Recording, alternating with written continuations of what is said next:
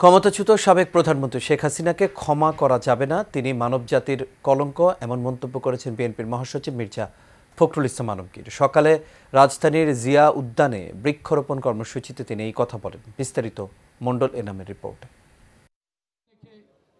রাজধানীর শেরেবাংলা নগরে শহীদ প্রেসিডেন্ট জিয়াউর রহমানের মাজার প্রাঙ্গণে গণ অভ্যুত্থান ২০২৪ জাতীয় ঐক্য ও গণতান্ত্রিক অভিযাত্রা সবুজ পল্লবে স্মৃতি অম্লান কার্যক্রমের আয়োজন করে বাংলাদেশ জাতীয়তাবাদী কৃষক দল ও আমরা বিএনপি পরিবার।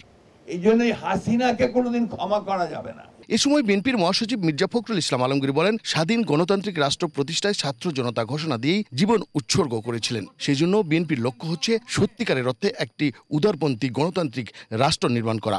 ভিন্ন মত থাকবে, বহুমাত্রিক মত থাকবে, কেউ গণতন্ত্রে বিশ্বাস করবে, কেউ সমাজতন্ত্রে বিশ্বাস করবে, কেউ আপনার ওয়েলফেয়ার স্টেটে বিশ্বাস করবে। এই সবগুলোকে মিলিয়ে আমরা একটা রেইনবো স্টেট, একটা রামধনু যেভাবে অনেকগুলো রং নিয়ে ওঠে, সেরকম একটা রাষ্ট্র নির্মাণ করতে অনেক আগেই আমাদের দেশনেত্রী বেগম খালেদা জিয়া সেই স্বপ্ন দেখেছিলেন। নতুন বাংলাদেশে যেখানে দুর্নীতি, ঘুষ, খুন, হত্যা ও নির্যাতন থাকবে না, মানুষ স্বাধীনভাবে বাঁচবে, এমন বাংলাদেশের প্রত্যাশা করেন মির্জা ফখরুল। আমরা নতুন বাংলাদেশ চাই, পরিবর্তন চাই। আমরা দুর্নীতি চাই না, ঘুষ চাই না, আমরা হত্যা চাই না, নির্যাতন চাই না। আমরা মানুষ যেন সুস্থভাবে, স্বাধীনভাবে, কমফোর্টেবল হইতে একটা স্বস্তির সঙ্গে চলাফেরা করতে পারে, সেই ধরনের একটা রাষ্ট্র চাই।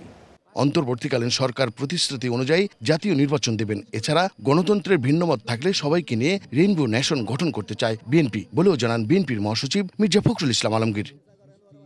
২৬ ফেব্রুয়ারির মাঝামাঝি সময় নির্বাচন হবে।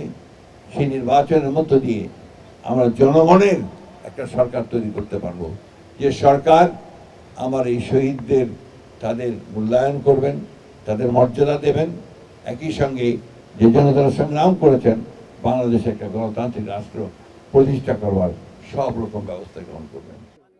মণ্ডল এনাম, এশিয়ান টেলিভিশন, ঢাকা।